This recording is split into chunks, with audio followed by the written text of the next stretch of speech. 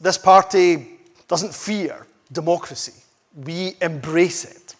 We all know that the fact that Westminster is denying Scotland a democratic referendum, well, that tells you precisely who fears democracy.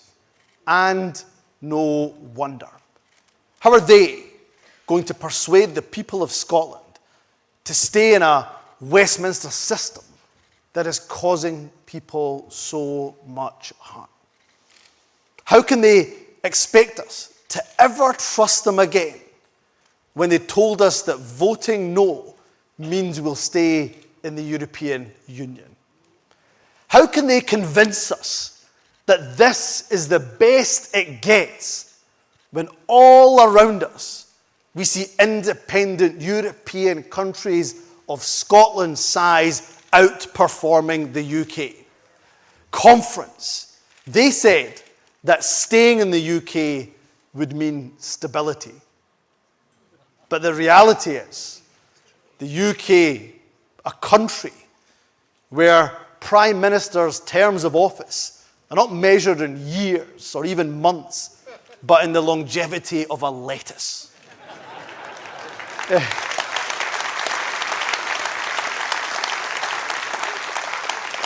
It is precisely because we have the winning arguments that Westminster is running scared and denying democracy.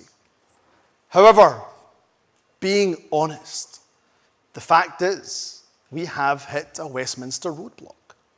So if they are going to deny us a referendum, then let us use the next general election to put independence front and centre.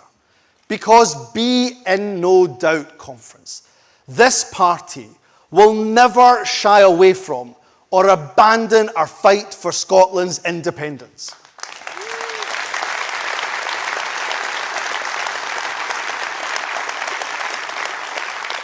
The people of Scotland, they're crying out for a better future. So it's our duty to set out how independence can bring about that better future. People say the most important issue facing the country is the economy. I couldn't agree more. That is precisely why I am proposing that on page 1, line 1 of our manifesto, it reads, vote SNP for Scotland to become an independent country.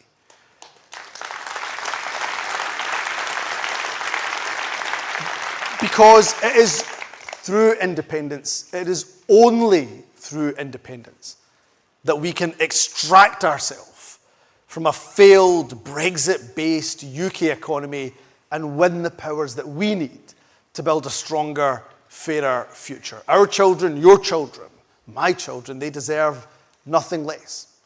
So delegates, let me, in trying to wrap up, because I know I've taken too much time, let me turn to today's amendments.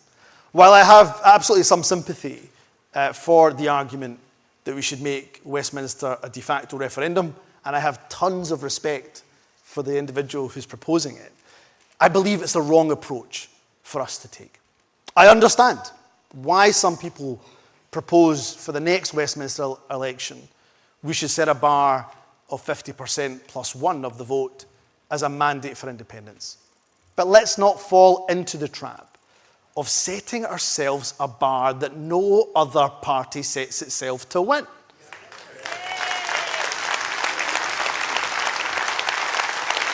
Don't get me wrong. Don't get me wrong. If the Westminster parties want to test for popular support the proposition of independence, let's do it via a referendum. If they give us the powers, I'll hold the referendum tomorrow. But in an election, a majority of seats is a victory, plain and simple.